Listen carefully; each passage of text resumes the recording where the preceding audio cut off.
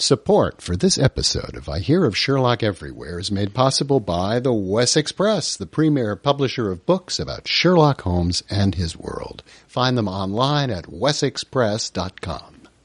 Also, the Amanda Lester Detective Book Series for Teens and Tweens by former writing show producer and host Paula Berenstein. Introducing Sherlock Holmes to the next generation. Find out more at amandalester.net. And the Baker Street Journal, the leading publication of Sherlockian scholarship since 1946. Subscriptions available at bakerstreetjournal.com. I Hear of Sherlock Everywhere, episode 98, Europe and Sherlock Holmes. I hear of Sherlock everywhere since you became a chronicler. In a world where it's always 1895, comes I Hear of Sherlock Everywhere, a podcast for devotees of Mr. Sherlock Holmes, the world's first unofficial consulting detective. I've heard of you before. You're Holmes the meddler, Holmes the busybody, Holmes the Scotland Yard Jack in office. The game's afoot as we discuss goings-on in the world of Sherlock Holmes enthusiasts, the Baker Street irregulars, and popular culture related to the great detective. As we go to press, sensational developments have been reported. So join your hosts, Scott Monty and Burt Wolder, as they talk about what's new in the world of Sherlock Holmes. You couldn't have come at a better time!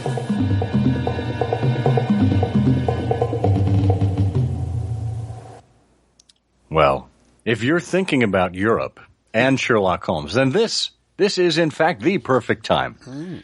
The perfect time to tune in to I Hear of Sherlock Everywhere, the first podcast for Sherlock Holmes devotees where it's always 1895. I am Scott Monty. Yes, that's absolutely right. And I am Burt Wolder. I like that with the extra periods in there. Yes, well, we have to use the full stops because there was a story in this morning's New York Times that the punctuation mark, the full stop, the period, the end of the sentence, is going the way of all things because of the prevalence of texting and short communications. And I say no. You know, the result is we're all going to start talking like William Shatner. Spock, set your phaser to sun. Oh, you know, there's so much going the way of the dodo these days with regard to just general etiquette and rules that we've lived by for years. Yeah. Simply because we are now using communications, electronic communications, to convey information and speech and lots of things like that. Yeah. It's just becoming less and less formal. Yeah. What do you Well, think that's an attitude of a loser. What a loser's attitude. Please. Loser. Hey, Bert? Yeah. Bert? Yeah. Delete your account.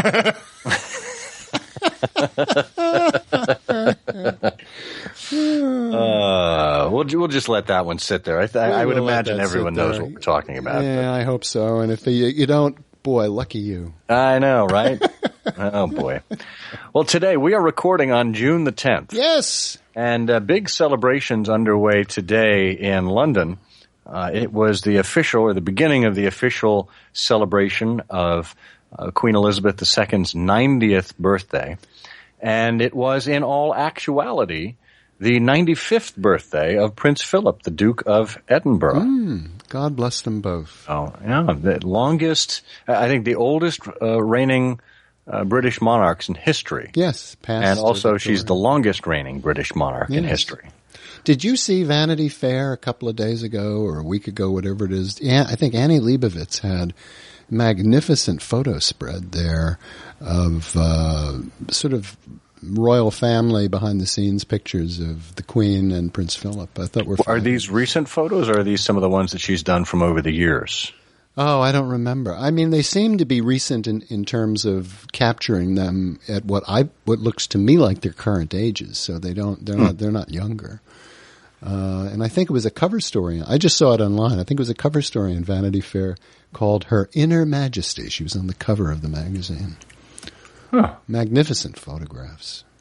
What Queen Elizabeth's 90 years of royal portraits tell us about the monarch. Yeah. Is the title of the thing. And I would imagine, they include some of Annie Leibovitz's things in there. So, yeah. Now, of course, in June, one of the reasons why we picked Europe as a topic is that the United Kingdom is hurtling towards, France, we think we in America have trouble, but in the United Kingdom, they're hurtling towards a referendum, a national referendum on whether or not the United Kingdom should remain inside the European Union. And I occasionally refer to different things that the BBC have done from a comedic standpoint. A couple of months ago now, the BBC talked a little bit about, in one of their comedy programs, talked a little bit about Europe. Did you know that there is actually, not making this up, there is actually an anthem for Europe? Really? Yeah. This is like a cacophony of sounds? No, it's a real anthem. It's a familiar tune. So the tune is genuine. The lyrics, though, are made up in this instance, and I've got two examples. This is This is the version of the European anthem for those people who believe Britain should leave the Union. For almost the next 4 months, we're a nation divided, though, on everything related to Europe. Both sides even dispute the correct words to the EU anthem, Beethoven's Ode to Joy. According to the Outs, the Brussels-approved version is this. European superstate is secretly what we desire. We want to control your lives and all your money we require. Do away with border fences, all expenses we can charge. You can leave if you want to be led by Boris and Farage.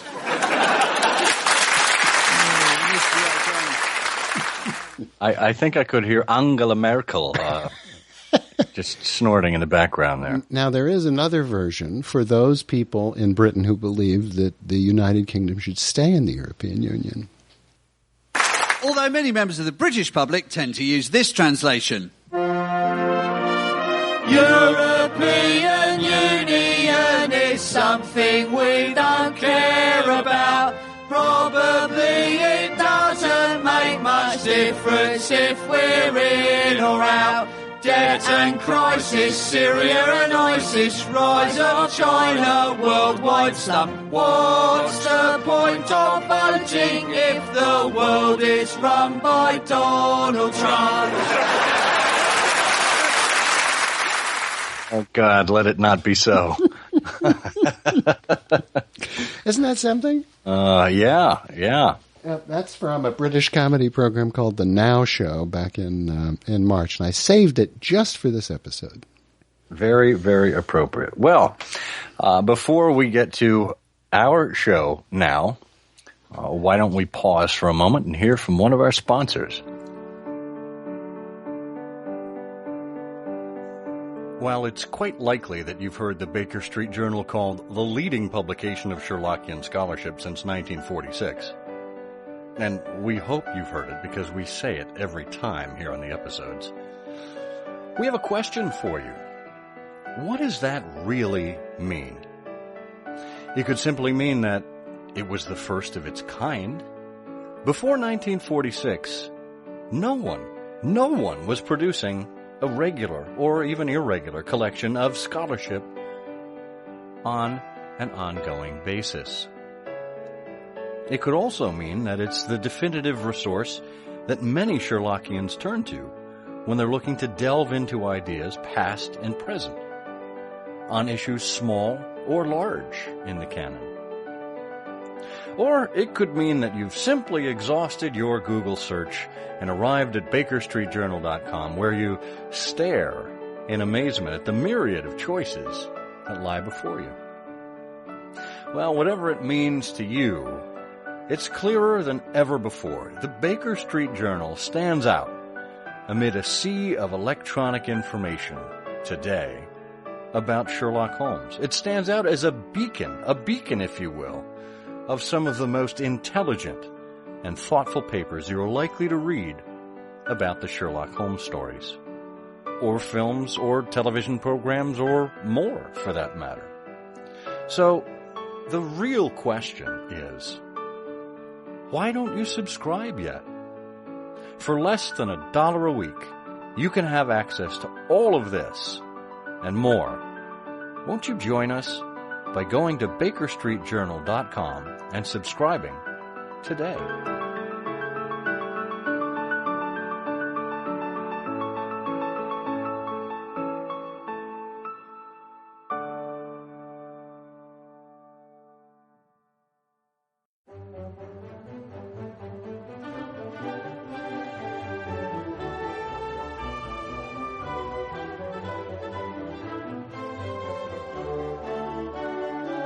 And with those sweet strains, let us head on over to the continent and explore Holmes in Europe, as he was known to find his way over there from time to time. Yes. So now that we've headed over to the continent, that means that we are incontinent? Let's hope not. You know, a lot of people say that John Watson was familiar with women over 3 continents. And I like to say that it was actually a misquote. He was actually familiar with 3 incontinent women. A story for which the world is not yet ready. Anyway, so what do we have in mind that we're going to be discussing with regard to Sherlock Holmes and the European continent? Well, I think, just sort of taking a look at this time, it's a topic that we haven't touched on before. It's very clear that if you just look at Holmes' cases, regardless of the Brexit vote, it's very clear that if you look at the literature of Sherlock Holmes, that Great Britain is in Europe. I mean, whatever politicians may think, Europe is the offstage landing pad for a great many characters. It's frequently referred to as Holmes's territory. When Dr. Mortimer calls into Baker Street, he makes a point of referring to Holmes as the second highest expert in Europe, Bertillon being the first expert, at least in his view. So, it's the grand stage for a lot of the action in the canon and outside the canon. Yeah, and wasn't it his very own archenemy, Professor Moriarty, who is said to have had or at least a treatise that he wrote had a European vogue? Yeah, I always thought that had to do with the edition of a fashion magazine. Oh, no, I knew that was coming. I should have seen it coming. You should have. Moriarty had one of the first brains in Europe, and he kept it in a jar in his office, right next to the stuffed rabbit. There we go.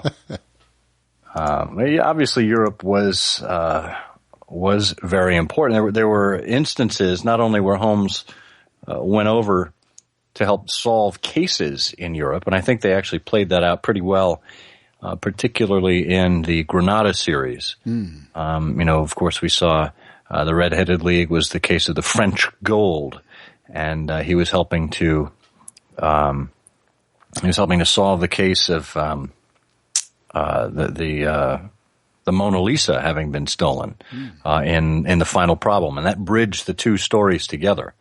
Where people figured out that Professor Moriarty actually had a hand in the Red-Headed League, and then, of course, over into the Final Problem. Yeah, I thought that was clever. Well, and Bob Katz pointed out some time ago, one of the things that Bob noticed in his scanning of the Sherlockian literature, that the greatest evils that usually afflict Britain or English citizens in the canon are usually those that come from outside Britain rather than native evils. And so many of the less desirable characters, Baron Gruner as an example, and many others, come from Europe, or less admirable characters like Wilhelm Gottsreich Sigismund von Ormstein. It's true. And, the despotism and disarray of Europe has implications on Britain and Britishers. I seem to recall the case of, was it the Second Stain? That was interesting because Eduardo Lucas was married to a French woman, and there seemed to be some sort of international intrigue behind something that was really that only had to do with the Home Secretary. And it just happened to have involved the Home Secretary's wife having absconded one of his documents and given it to Lucas in exchange for lightening up on the blackmail. Right. And they thought initially that Lucas, was it his? No, not that they thought it. It actually was the case that Lucas's estranged wife, who was French, had come over and in one of her fits of rage stabbed him in. Where'd she stab him? In the Dardanelles. In the apartment.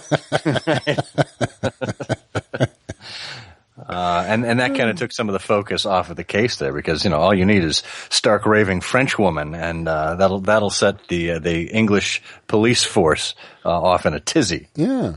Well, Second Stain is a great case because it's by far the most European referenced case. It begins by Watson saying, "It was then in a year and even in a decade that shall be nameless, that upon one Tuesday morning in autumn we found two visitors of European fame within the walls of our humble room in Baker Street. Lord Bellinger, twice Premier of Britain, is one, and the other is the Right Honourable Trelawney Hope, Secretary for European Affairs and the most rising statesman in the country." And their whole chatter is all about Europe. Consider the European situation. The whole of Europe is a armed camp. And to whom would this document be sent if it fell into the hands of the enemy? To any of the great chancelleries of Europe? Europe. Yeah, European catastrophe. Now, this actually begs an interesting question. The way Conan Doyle framed this story, that this letter that was on the loose could cause Europe to go into war at any moment, at the utmost moment, I believe, Lord Bellinger said. Was that realistic at the time? Had Conan Doyle framed it in a way that it would have resonated with the present day readers who were picking up copies of the Strand magazine? Was Europe in that much of a mess? Now, obviously, a few years, about a decade later on, with the advent of the Great War, the First World War, we saw that in fact it was. But this story was written, in the early 1900s. 1904 or so, 1905. So, one has to wonder if this was something where people would read it. And even though that he didn't have the details in there, we didn't know exactly the how behind it. We just knew that there was a letter, somebody spouted off, and it would be enough to set some governments off. Do you think that was realistic? Well, I don't remember the notes. My memory of the last time I read it and looking at the accompanying notes from Baring Gould and from Les Klinger suggested basically that the governmental alliance contained in the missing document would have certainly been a big story, been objected to by other governments, but maybe that's not so. Now I find that according to the the general chronology that I refer to most is that it was October of 1886 when the Second Stain happened, which is the Baring Gould chronology. Right. So you'd have to think about where things were in 1886. Yeah. Which, off the top of my head, I can't tell. Was Disraeli still around in 86? Oh, I don't know. Probably not. I don't know. This was Lord Bellinger. Who was he supposed to be? Well, there again, you got to look at the notes from Les and or Bill Baring Gould. I don't remember. Wasn't Gladstone, was it? Maybe it was Gladstone. Because, you have that description that people have devoted a lot. I don't think it was Gladstone because there was no mention of him arriving with a bag. Well, that's because his wife was in the car. Ba-dum-bum.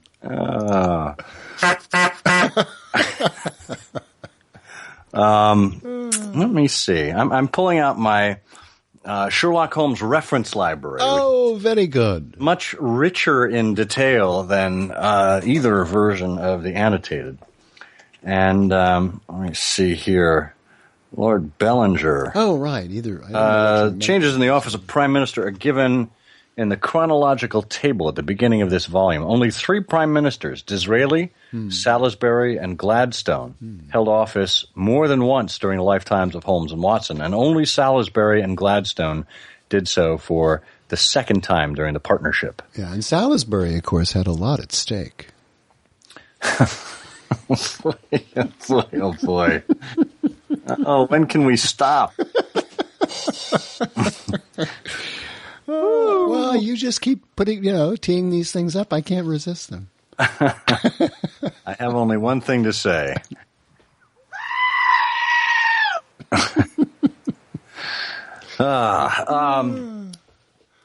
Gavin Brend wrote, to decide between Mr. Gladstone and Lord Salisbury is no easy matter. Lord Bellinger is described as austere, high-nosed, eagle-eyed, and dominant. Right. This sounds far more like a description of Gladstone than of Lord Salisbury. Right. But for this very reason, we think we must choose the latter. Let us not forget Watson's statement that in certain details he is being deliberately vague. He will disguise his prime minister. The above pen picture can hardly be described as a disguise of Gladstone, we think. The case occurred during Lord Salisbury's second period as Prime Minister from 1886 to 1892. June Thompson, in her magnificent biography, Holmes and Watson, concurs in this conclusion and identifies the quote-unquote letter in question as a document written by Kaiser Wilhelm II, without his minister's knowledge, criticizing British colonial policy. Oh, there you have it. Yeah. I like that. And it goes on more. It's a very, very long note. If you want to read this on your own, folks, you pick up a copy of The Return of Sherlock Holmes from the Sherlock Holmes Reference Library. I think it's one of the thickest volumes in the 9-volume series. So lots of great notes here on what I think are some of the best stories in the canon from that collection. Very good. Yeah. Well, it just keeps referring to the basic premise that Europe is almost as much of a character in the cases of Sherlock Holmes as London is. Oh, that's interesting. That's a really interesting point. We talked, I guess it was episode 68, 69 with Bert Cools about the Moor being a character in The Hound of the Baskervilles. And when you look at the canon in total, I think you're absolutely right about London being a key element in it, and by extension now Europe as well. Yeah. Well, that's what the BBC Sherlock folks have done so brilliantly, is making London a character in the new series as dominant as it was in the original canon. But Europe, is just it's there in the background. It's the scene of Holmes's greatest triumphs. It's the scene of his tragic disappearance. It's a place characters disappear into. It's not enough for Holmes to be the greatest in England, the greatest. He's referred to as standing alone in Europe, and it's just the great stage for a lot of this activity. Well, speaking of disappearing into Europe, this was kind of a key element of that we found out later on in A Study in Scarlet. Right. We had a couple of characters fleeing from, Jefferson Hope. Yeah. Jefferson Hope, of course, was chasing Enoch Drebber and Joseph Stangerson across the United States. And it was interesting. They were in Utah. I found it odd that they didn't head to the West Coast and go, from San Francisco or Seattle off to, Shanghai or Hong Kong or Japan or, one of the Asian settlements. They decided to go clear across the United States through Cleveland and eventually New York and then on to London and the continent. I never thought about that, but you're right. I wonder why that was. Well, because they wouldn't have run into Sherlock Holmes that way. Right? Of course. The, part of the opening scene there where they go to Brixton Road and they find the body of Drebber there on the ground with Oracha spelled out in blood in finger scrawl on the wall. There were no papers or memoranda in the murdered man's pocket except a single telegram dated from Cleveland about a month ago and containing the words, J.H. is in Europe. There was no name appended to this message. So, again, Europe being, used as, kind of like that bogeyman. And all evil things come from Europe. Come from or go to Europe. Yeah. So what would Britain be without Europe? Well, we're about to find out. Yeah, maybe not. Yeah. Now, how about some of the other stories where Europe sticks out? We know, of course, that in Scandal in Bohemia, and you already mentioned the King of Bohemia, right? But there were other mentions of Europe. Valley of Fear, is a big one. Again, Moriarty is referred to by Holmes as one of the first brains of Europe, and all the powers of darkness at his back. And, as he's talking about Porlock. And, again, there's another opportunity for Watson to refer to Holmes as one who already stands alone in Europe, both in his gifts and in his experience. And then Europe, comes up a lot in the conversation about that MacDonald has with Holmes. Yeah. His first wife was of Swedish extraction, a very beautiful woman. Oh, that's right. Yeah. You don't associate his past with any particular part of America. I've heard him talk of Chicago. And he was in California. And then when Douglas left so suddenly for Europe, but then, you've got, this other reference there, Law and Order. That's how he heads it. Reign of Terror in the Coal and Iron District. From that day, these outrages have never ceased until now they've reached a pitch which makes us the opprobrium of the civilized world. Is it for such results as this that our great country welcomes to its bosom the alien who flies from the despotisms of Europe? So, well, that's interesting now, given where we are with the refugee crisis and whatnot. Yeah. It is for such results as this that our great country welcomes to its bosom the alien who flies from the despotisms of Europe. How far we've come. Yeah. Really. So many people seem to be putting up virtual and not literal walls, but just cultural walls to keep some of these refugees out. And 100 or so years ago, it was quite the opposite. Yeah. And one might argue there are worse things going on today in some of these countries than back then. Although we didn't have the benefit of as much transparency and information as we do today, but still. Well, a lot of it is around assimilation. I mean, the earlier periods, I think, of emigration and immigration took place in an environment where, for a variety of reasons, the distribution of people, the educational system, the systems of publishing, the language requirements, in the 19th and early 20th centuries, the bias was heavily organized around assimilation. Come to America, come to Britain, come to whatever country, and become part of Britain, America, and this country. But times have changed, and what seems to be the rubbing point for many of the people who have the deepest current alarms is basically the lack of assimilation and the then subsequent feeling that what's familiar, true, and national about their country has now changed because of the sudden presence of a very large number of people who don't share any of that. Mm.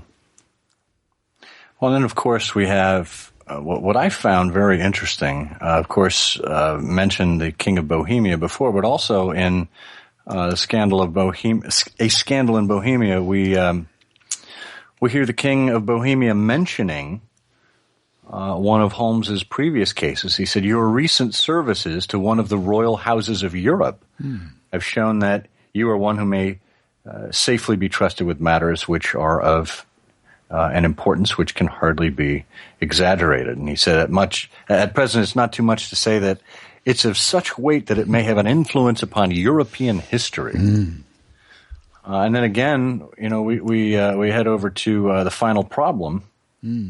And, Holmes mentions to Watson, "Between ourselves, the recent cases in which I've been of assistance to the royal family of Scandinavia."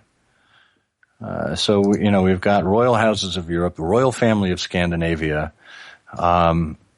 Was Holmes the, official fixer for reigning families in Europe? I mean, obviously these are stories that did not make it to popular publication. Is it simply that the royal families shared information among themselves and basically said, "Hey, you got to try this guy Holmes. He did us a solid here a while back, Right. Well, since they were all related to each other, that's very likely. But in Regat Squires, you've got Watson saying, "I had this telegram from Lyon, which informed me that Holmes was lying ill in the Hotel Dulong. So within 24 hours, I was there. His iron constitution had broken down over an investigation which had extended over 2 months. The triumphant issue of his labors could not save him from reaction after so terrible an exertion, and at a time when Europe was ringing with his name and when his room was literally ankle-deep with congratulatory telegrams. Even the knowledge that he'd succeeded where the police of 3 countries had failed and that he'd outmaneuvered at every point the most accomplished swindler in Europe. This is a big European triumph." Yeah. Well, I think what Watson does not tell us, it's worth noting, if you look at the weather tables during that time, there was actually an epidemic of global warming, and the telegram icebergs were melting, and that's why the telegram level had risen to ankle level in Baker Street. It was Holmes' notorious but little understood paper allergy that actually reduced him. "I can't understand it, Watson. I'm ankle deep in telegrams and I can't stop scratching." But yeah, that was clearly, very well regarded across the continent, and naval treaty as well. To my certain knowledge, he's acted on behalf of 3 of the reigning houses of Europe in very vital matters.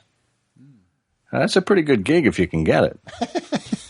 Yeah. And we of course had another instance, although it was again back at home, where Holmes was working on behalf of someone in the royal family for who was the illustrious client, working against Baron Gruner.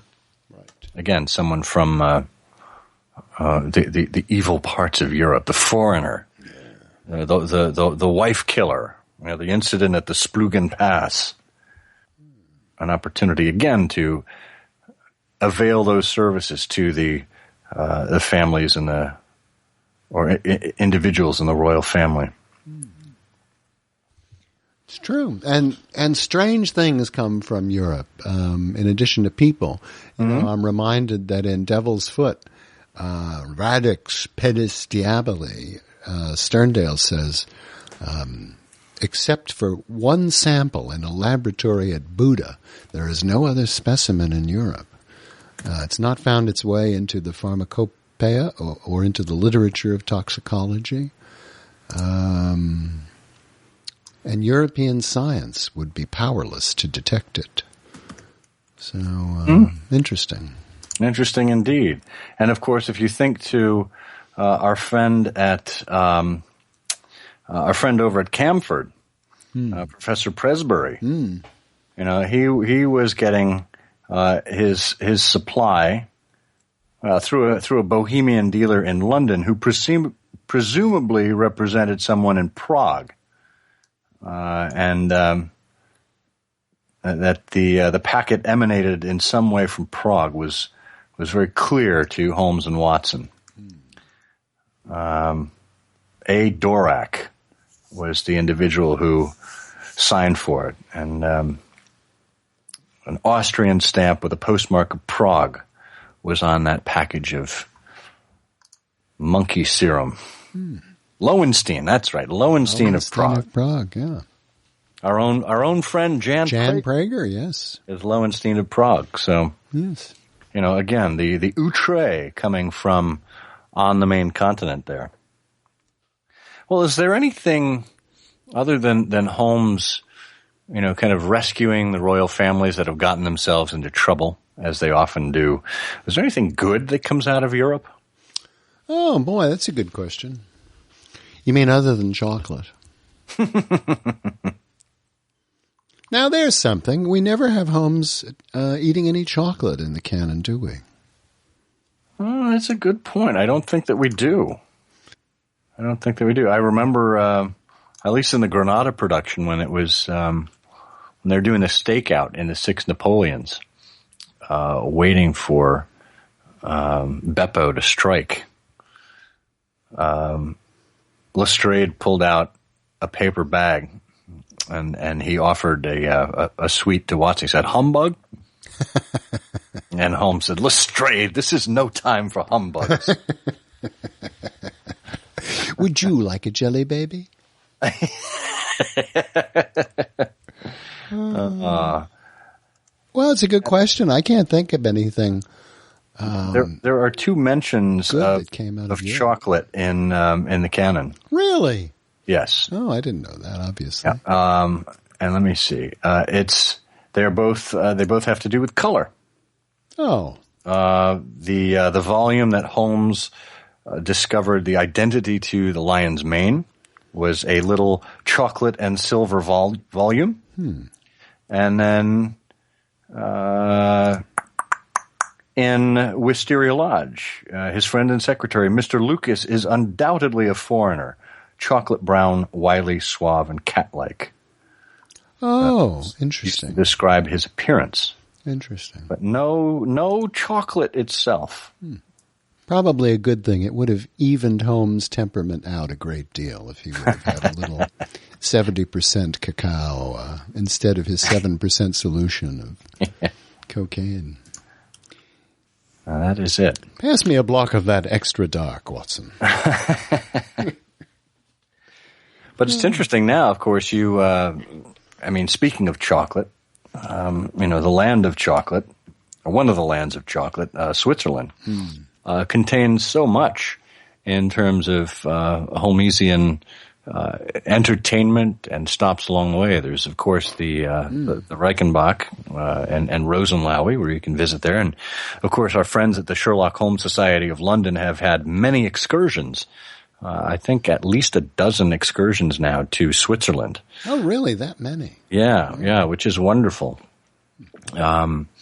But, of course, the Sherlock Holmes Museum is over that way, or a Sherlock Holmes museum is over that way. And our friend Michael Muir is obviously one of the the great Swiss Sherlockians, and has offered people an opportunity to go with him to some of these locations. The museum the Sherlock Holmes Museum in Switzerland is actually at the former castle of was it Adrian or Dennis Conan Doyle? No, I thought it was Adrian. I could be wrong. No, I think you're right, and that's in Lucens. So, and then of course there's one in Meiringen as well. Great opportunity to get your fill of Sherlock Holmes while you're on the continent, and of course while you're there, there's one of the greatest Sherlock Holmes statues there of Holmes, just kind of seated with his legs spread out and sitting down on a rock there as he's contemplating things with a pipe up to his lips. It's just outside the Sherlock Holmes Museum in Meiringen. Yeah, I've spent a lot of time in Switzerland, but I've never been to any Sherlockian sites. Oh, what a shame. You missed an opportunity there. Well, it's all still there.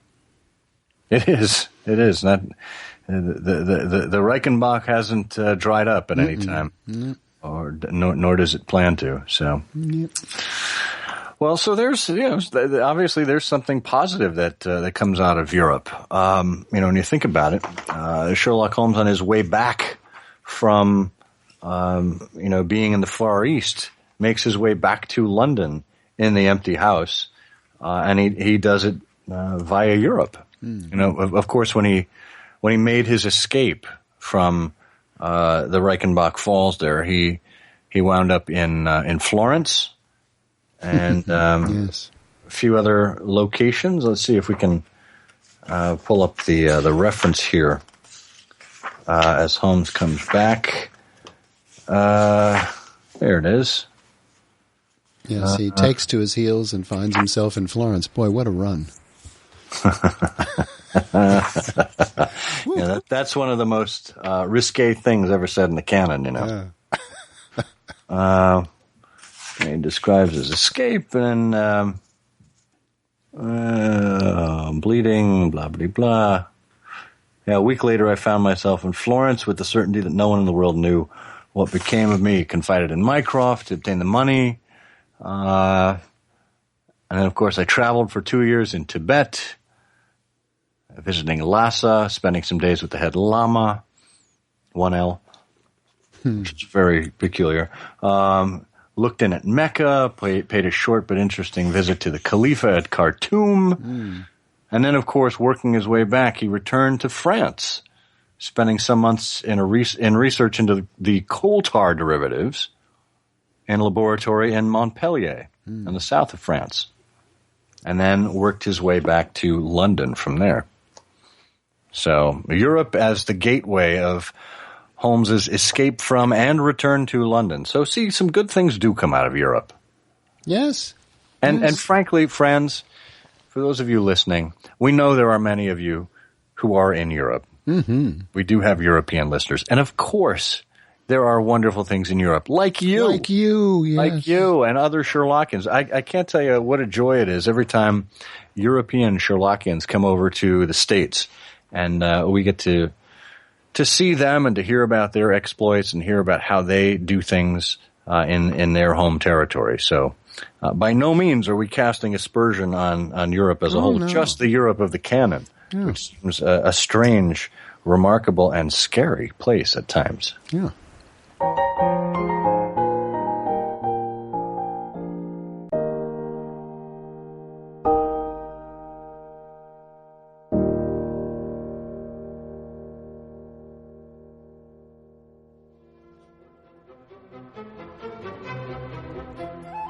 Friends, how many of you remember that when Ethelwulf's son, Ethelbald, usurped the throne, the Anglo-Saxon kingdom of Wessex was divided to avoid war, which created the Wessex Press? And what better way to celebrate English history than with a visit to WessexPress.com?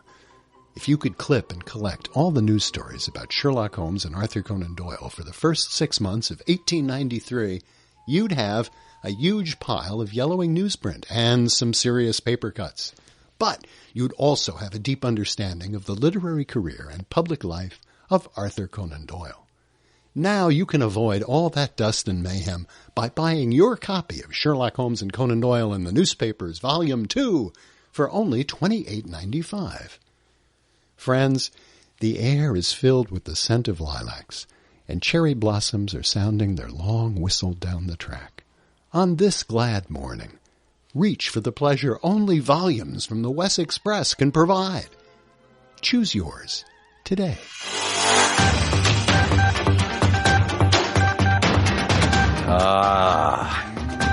There it is. Coming at you like a heart attack once again.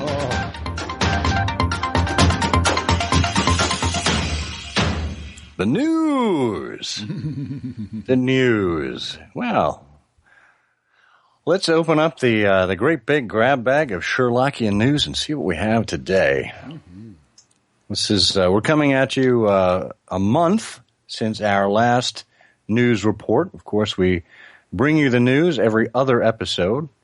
Of course, you'll get interview shows interspersed with our banter and news. And this time around, some of the things we have to share, and we're pulling this from our Flipboard. And if you don't yet follow our Flipboard or tune into it with regularity, you can find it at ihose.co/flipsherlock. All lowercase, ihose.co/flipsherlock. There are things such as, I don't know.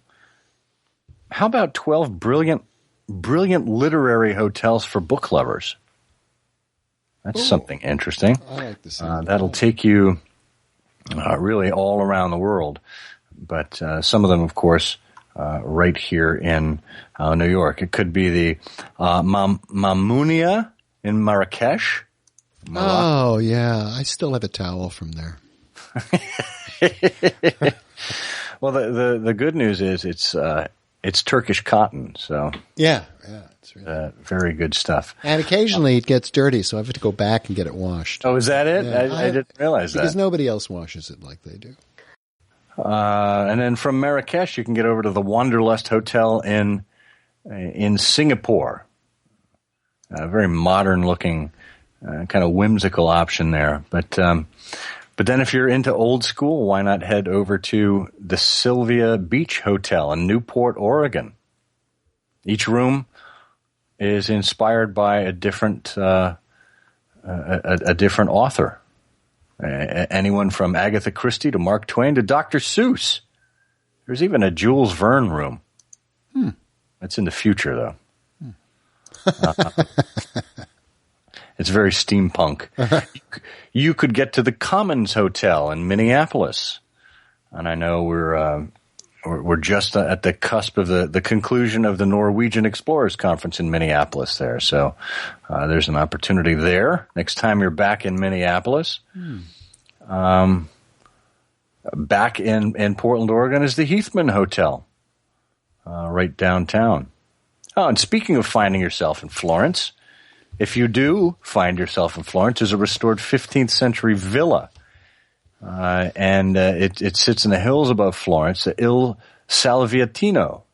12 acres of impeccably landscaped grounds, 19th century frescoes, a museum's worth of art, a kitchen that puts out a steady stream of 4-star food, and of course, the library that's outfitted with volume after volume of classics for guests to borrow and luxurious leather couches to curl up on. How about that? And it's also open for an aperitivo. It turns out that a pre-dinner drink with a good book makes a delightful combination. Let's go. Okay. I'm ready to. I can see why Holmes found himself in Florence. Yeah. And speaking of former prime ministers, if you're in North Wales, why not try the Gladstone? It's not a hotel, but a library that happens to offer accommodation to its patrons. Over 250,000 volumes. It's second only to the National Library of Wales in its size. And over 300 books have been written within the reading room's hallowed book-lined halls. So there you go.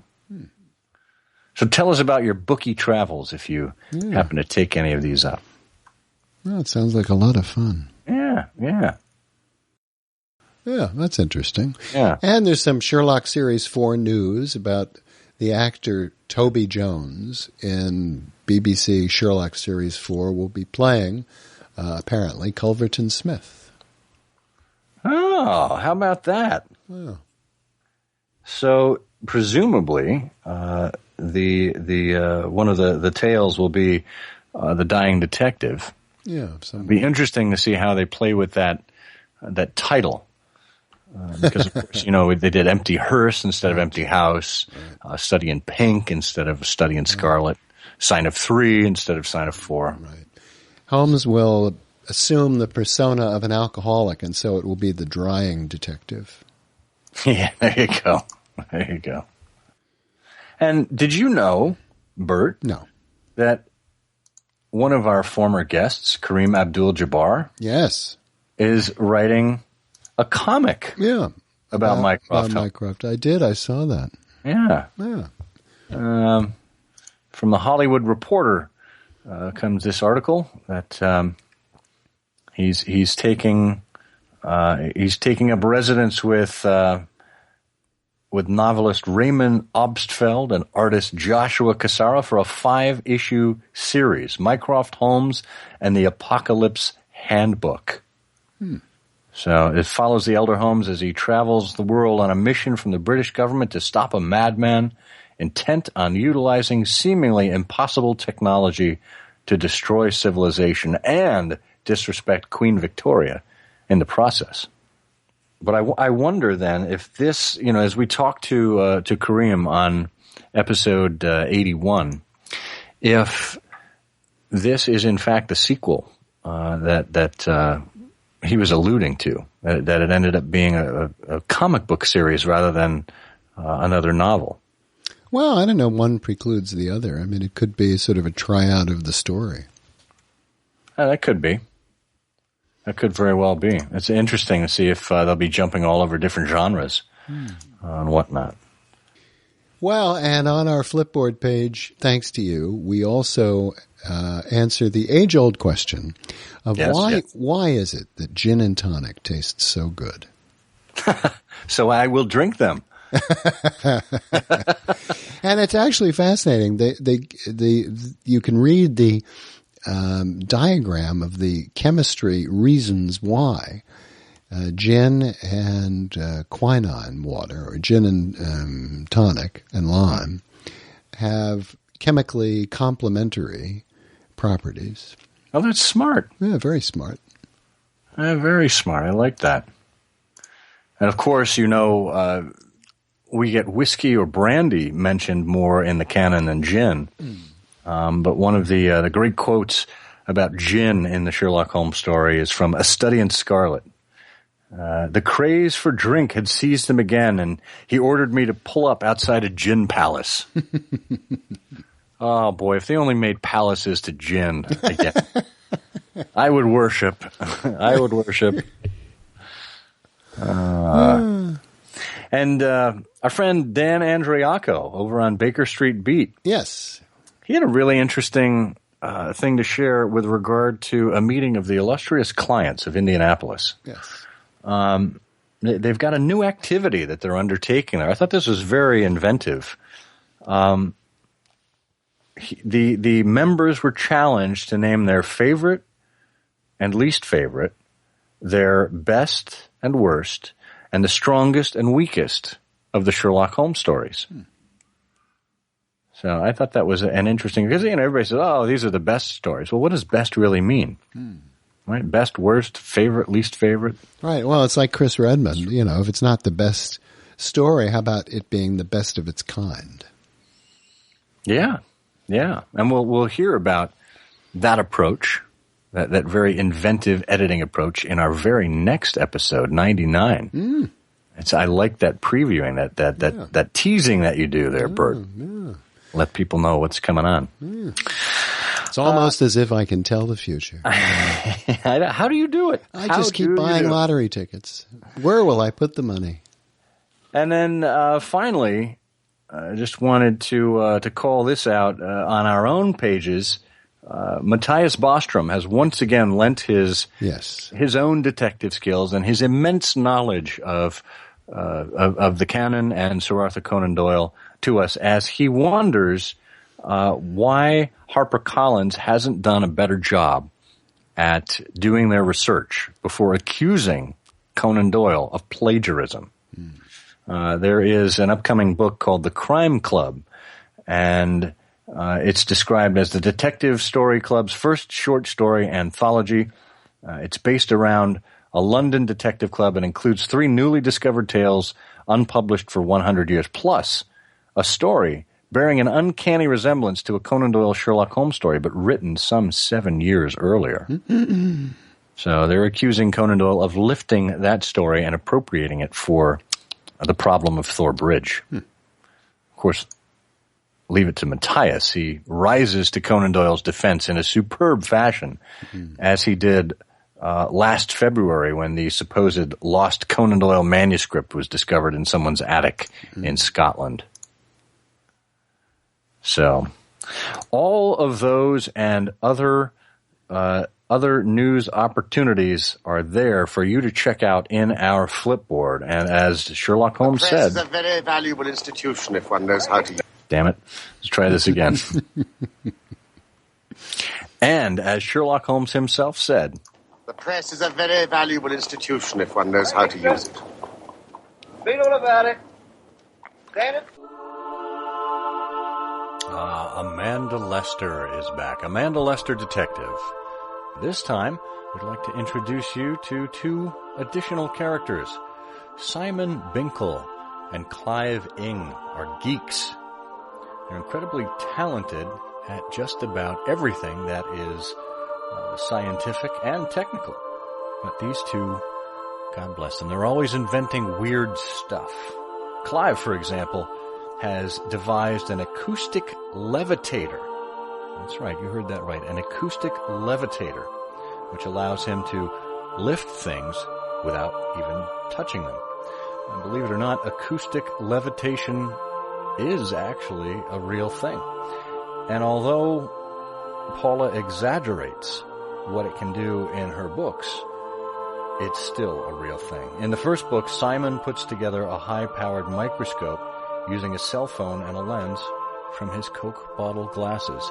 If you'd like to learn about this and additional inventions in the Amanda Lester Detective book series, simply head on over to amandalester.net.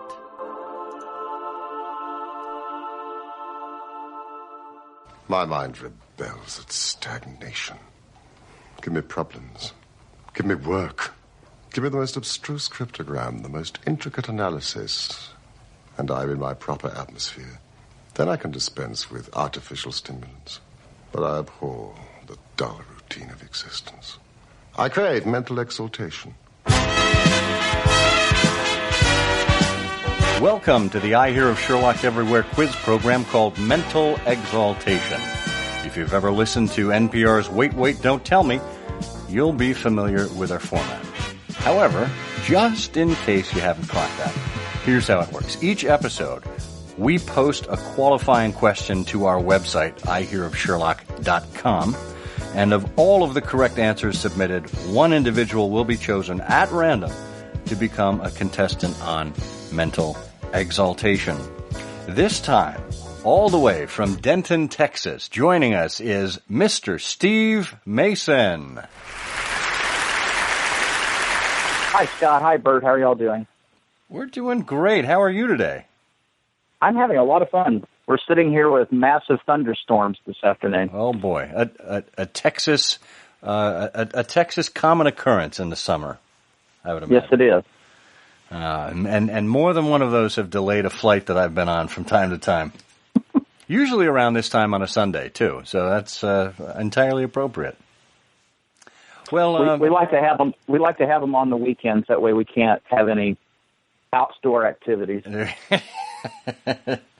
Fie, I say.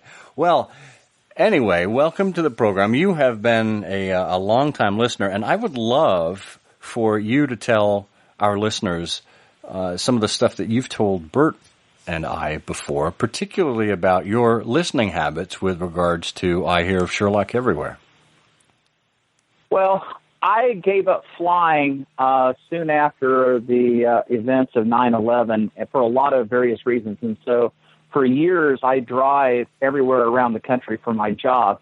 And so I like to have all the episodes of I Hear of Sherlock, and I just repeat them and listen to them everywhere I drive, because some of the drives can be up to 15, 16 hours at a time. And instead of just listening to 60s and 70s music, I enjoy listening to your past episodes.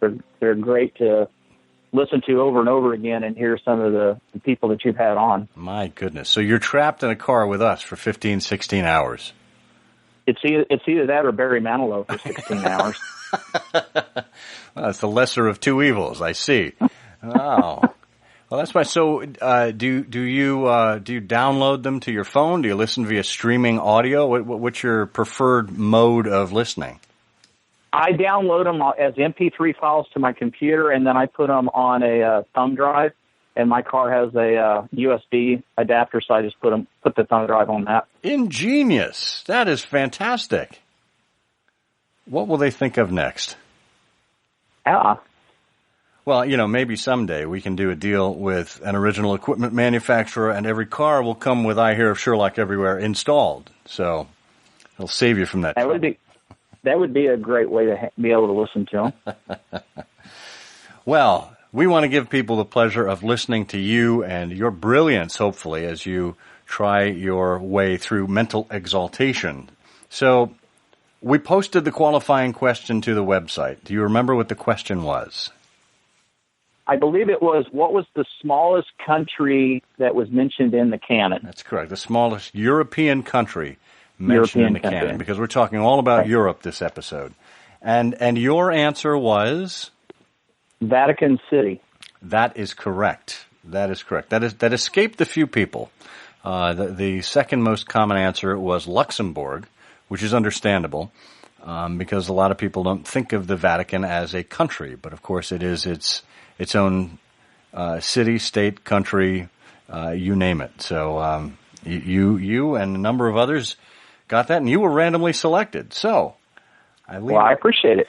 I leave it to Mr. Hilton Soames to ask us if we are ready to go.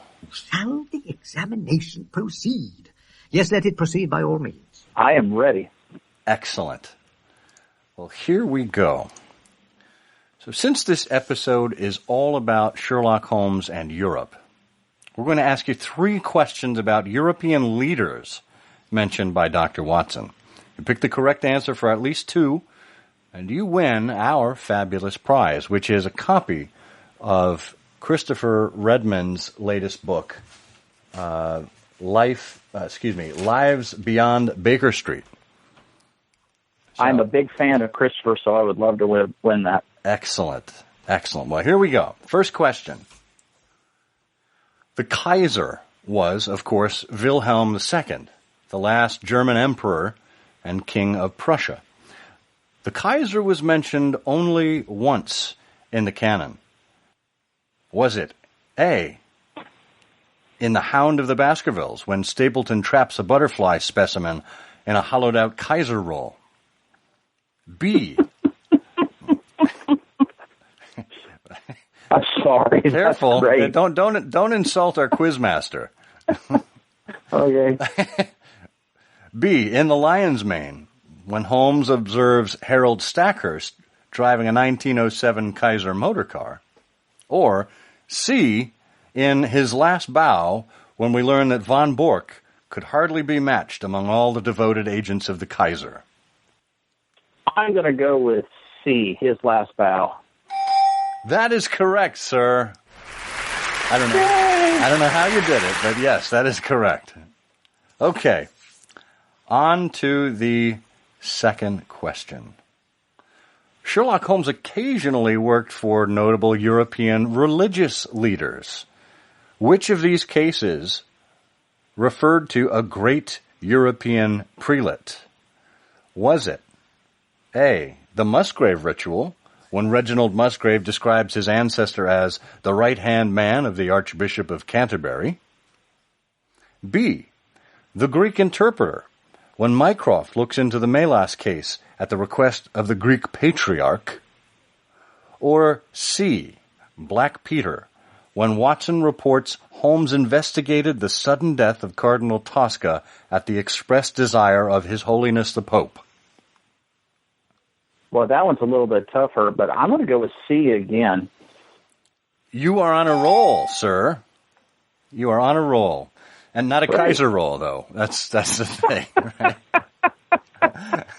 Okay, so you have effectively qualified to win the prize. So the third one, I mean, this could be just a throwaway for you, but if you want to go 3 for 3, this is your opportunity, okay? Is there like a double or nothing, or? Hey, you want to put it all up against this one? That's up to you, but we'll see. No, I would love to have Chris's book, so I think I'll okay, wise choice. I like it. Okay, third question. Napoleon, of course, refers to, Napoleon, of course, appears as a statue in the Six Napoleons, but the name Napoleon appears other times in the canon. Was it A, in the Second Stain, when Watson says the illustrious Lord Bellinger, twice Premier of Britain, had the tenacity of Napoleon? B, in the Engineer's Thumb, when Victor Hatherley arrives at Dr. Watson's surgery holding his bandaged hand inside his waistcoat, just like Napoleon? Or C, the Red-Headed League, in the form of 30,000 gold Napoleons kept in the vaults of the Coburg branch of the City and Suburban Bank? It would definitely be C, the third one, where they were talking about the Napoleons in the bank. That is correct, sir. Thank you very much. So you saw it was 3 C's all the way. So you spotted the trend that our tricky quiz master. I think when I took the SAT test, they always said pick C if you didn't know what the answer was. That's great. And you were really up a creek if there were only A and B to choose from. So well, then I would have gone with none of the above. That tends to be my answer for many things in life. Well, Steve, you have been a consummate contestant here on Mental Exaltation, and you continue to be a consummate fan of I Hear of Sherlock Everywhere. We thank you sincerely for your participation, and we wish you well. Well, I appreciate it, and good luck with everything that y'all continue to do. This is a wonderful way to spread the news about Sherlock Holmes, and I appreciate you doing it every other week. Oh, thank you.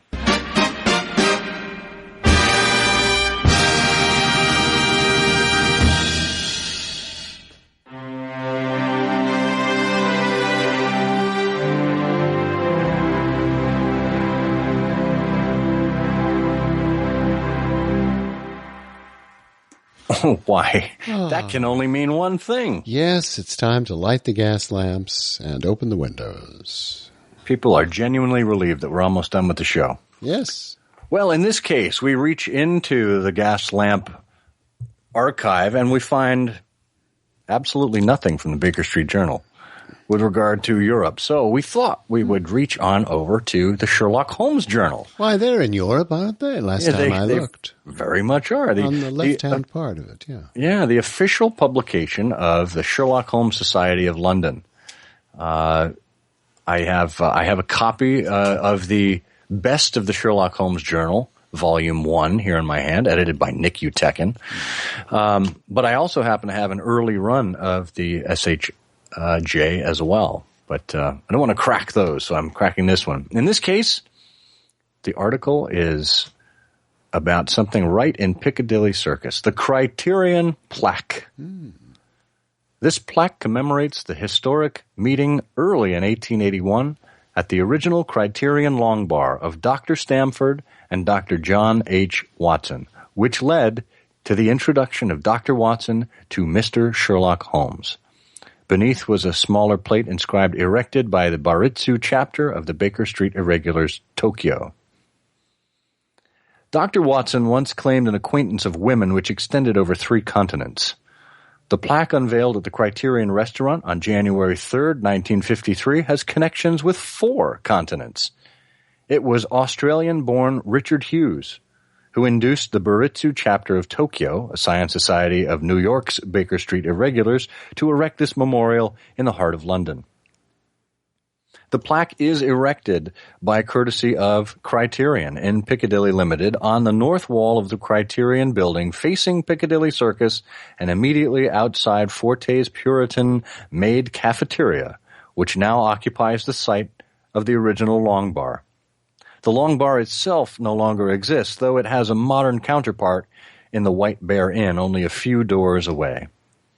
The proceedings on January 3rd were inaugurated by Mr. Guy Warwick, welcoming on behalf of the Baker Street Irregulars the large crowd which naturally congregates without excuse in Piccadilly Circus. With praise to the master and thanks to those who had made possible this unique event, not omitting what Fabian of Twelfth Night described as the infallible criterion, Mr. Warwick introduced ex-superintendent Robert Fabian, formerly of Scotland Yard. Mr. Fabian recalled that he had read and reread Watson's saga with profit. It is true that he did not take drugs, play the fiddle, smoke in excess, or laze around in a dressing gown, but the master's methods were worthy of emulation by present-day detectives. Mr. Fabian then released a crimson curtain revealing a circular bronze plaque bearing the inscription in white enamel lettering. As the ceremony concluded, Mr. Holmes himself, in the person of Mr. Carlton Hobbs, arrived in a hansom cab which had once carried Irving to the Lyceum. Dressed in his traveling cloak and deerstalker, Mr. Holmes obligingly posed for numerous photographs. Then, with the aid of his magnifying glass, he trailed some footprints into the erstwhile Long Bar. The ceremony was declared an overwhelming success, as was the subsequent reception given by Messrs. Fortes. "I was standing at the Criterion Bar," wrote the Idler of the Empire, "when someone tapped me on the shoulder, and turning round I recognized young Stamford." It was a fortuitous and momentous meeting, and it has now been fittingly commemorated. All Holmesians owe a great debt of gratitude to Mr. Richard Hughes and Mr. Charles Forte.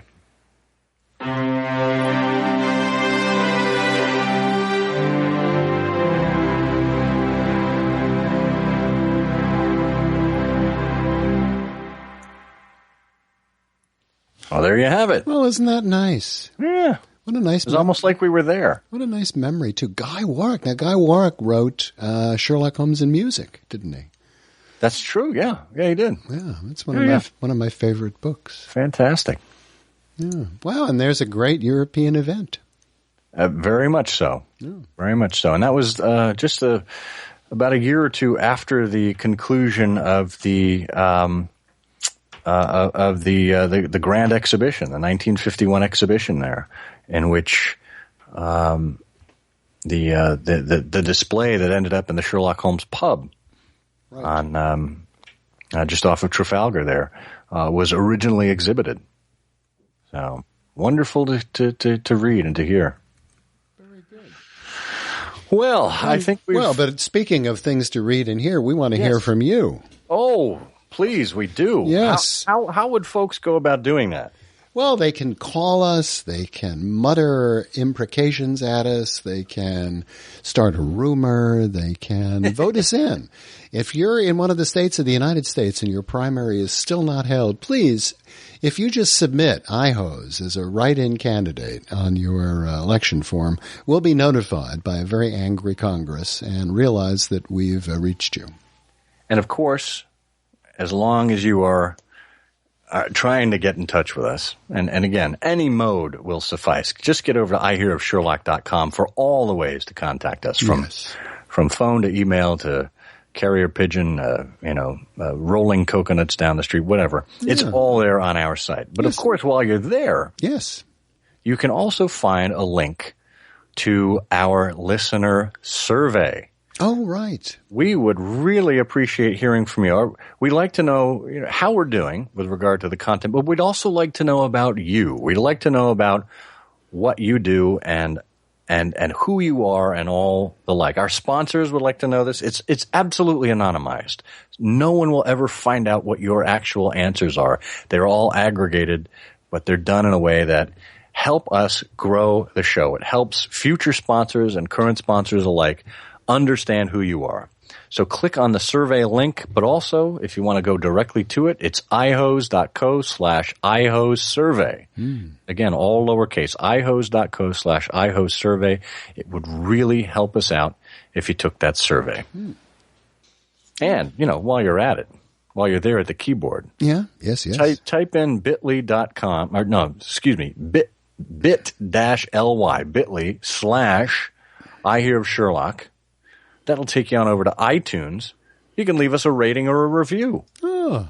Very, very pleased to see what we've got there. And we will share with you on our 100th episode some of what you've been saying, because it's been very kind for the most part.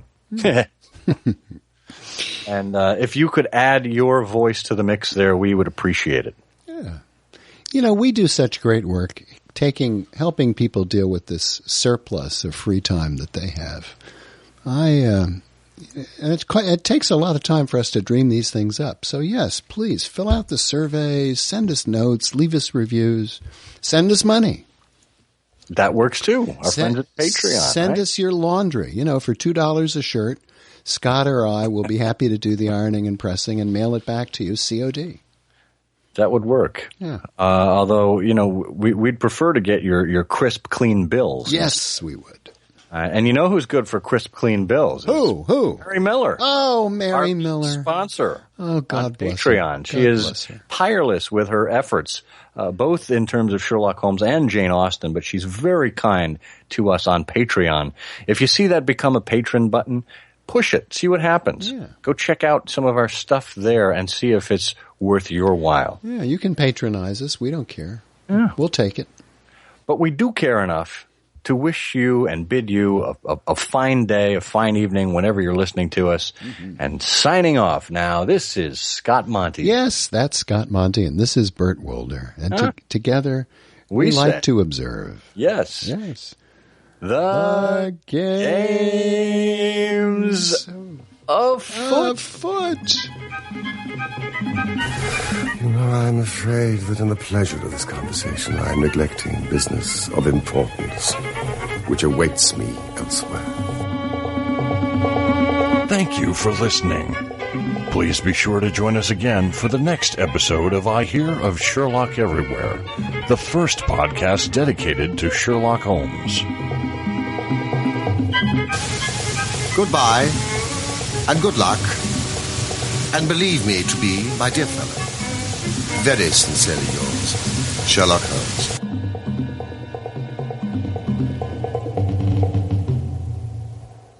Hey, wait a minute. I've got a great idea. Why don't we save all the sponsor reads for the 100th episode? Yeah, it'll be a complete sponsor read. Yeah. That'll be our entire show. We can go back and take all these commercials from the different episodes and just stitch them together. And let's say for those people who think our shows are too long, a 3-hour episode.